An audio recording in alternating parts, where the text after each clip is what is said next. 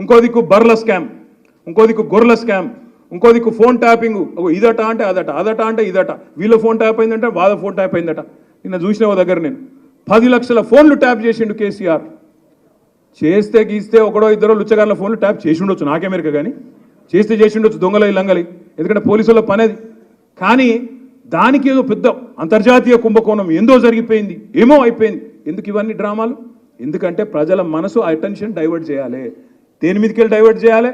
రైతు బంధు ఇస్తలేదన్న దాని మీకు డైవర్ట్ చేయాలి, మహిళలకు 2500 వస్తలేదన్న దాని మీకు డైవర్ట్ చేయాలి, పెద్ద మనుషులకు 4000 పెన్షన్ వస్తలేదన్న దాని మీకు వెళ్ళి అటెన్షన్ డైవర్ట్ చేయాలి. దేని మీదకి తిప్పాలి దీన్నంతా?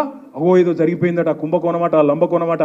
అరే రేవంత్ రెడ్డి గారు, ముఖ్యమంత్రిగా నువ్వే ఉన్నావు, చేతనైతే దమ్ముంటే ఈ లీకులు బంద్ చేసి చర్యలు తీసుకునేది ఉంటే తీసుకో, మేము వద్దంటలేం. కానీ ఈ పనికి మాలిన డ్రామా లాపు.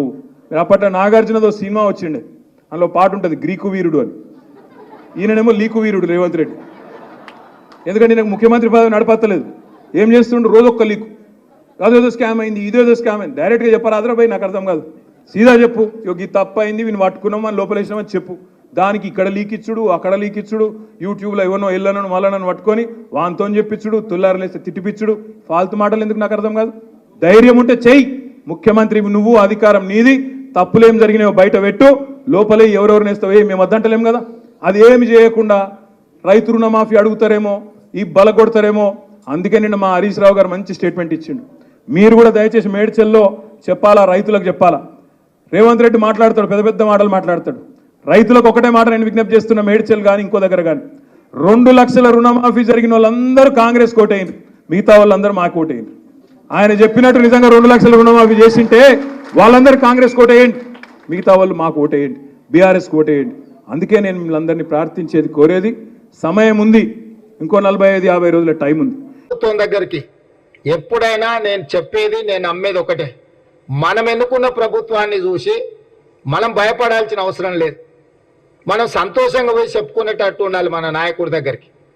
గత ప్రభుత్వం ఓట్లేసి గెలిపించిన ప్రజల్నే భయపెట్టి, పోలీసులు కేసులు పెట్టి, ఫోన్ ట్యాపింగులు చేసి, ఎవరు ఏం మాట్లాడుకుంటారో, ఎవరింట్లో భార్య భర్తలు మాట్లాడుకున్నా వినాలన్న దుర్మార్గమైన ఆలోచన గత ప్రభుత్వం చేసింది. ఆయన మాట్లాడుతుండే కేటీఆర్, కొద్దిమంది విన్నామని. ఏం పనే మంది సంసారాలలో ఏలు పెట్టి చూసే పని నీకు? ఎవరన్నా సిగ్గునోడు అట్లా మాట్లాడతాడా?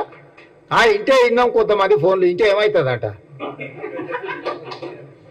ఎవరన్నా ఇట్లా భర్తదించేవాడన్నా మాట్లాడతాడా? ఇంకేమవుతుంది? అదే అవుతుంది, చెర్లపల్లిలో చిప్పకూడి తినాల్సి వస్తుంది.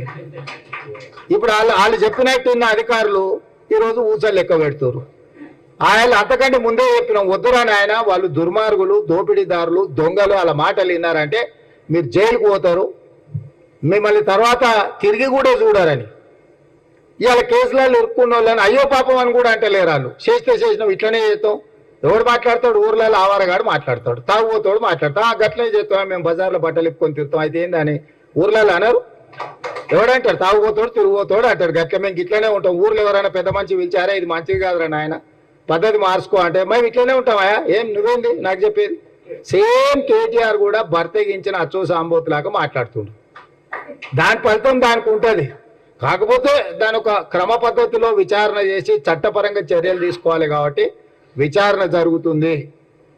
అంతకుముందు ఎవరైనా ఫోన్లలో మాట్లాడుకోవాలన్నా భయపడేది, ఎవరైనా కలిస్తే ఎవరైనా రికార్డ్ చేస్తుండే అనే భయం ఉండే. ఇవాళ ఎవరైనా స్వేచ్ఛగా వాళ్ళ జీవితాలలో వాళ్ళు స్వేచ్ఛగా మాట్లాడుకునే పరిస్థితి రాష్ట్రంలో స్వేచ్ఛ తీసుకొచ్చినాము. ఇవాళ ఏదున్నా సచివాలయానికి వెళ్ళి మనం చెప్పుకునే పరిస్థితి ఉంది. అందుకే ఇవాళ నిన్న ఎమ్మెల్సీ ఎన్నికలు జరిగినాయి. ఓటు విలువ నాకు తెలుసు కాబట్టి ఢిల్లీ నుంచి వచ్చి సుప్రీంకోర్టు చీఫ్ జస్టిస్ను కలిసి అక్కడ నుంచి సరాసరి కొడంగల్ పోయి కొడంగల్ ఓటేసి మళ్ళీ అక్కడ మా వాళ్ళు అందరినీ కలిసి ఓ రోజంతా కూర్చొని వాళ్ళతో మాట్లాడి మంచి చెడ్డ యోగక్షేమాలు కనుక్కొని వచ్చిన. ఓటు ఎంతో విలువైందని అంటే మనల్ని ఏలే వాళ్ళని ఎన్నుకునేది మనమే. మనం ఇట్లాంటి లఫంగా వాళ్ళని ఎన్నుకున్నామంటే తర్వాత మనం ఎంత చెప్పినా ఓడినాడు.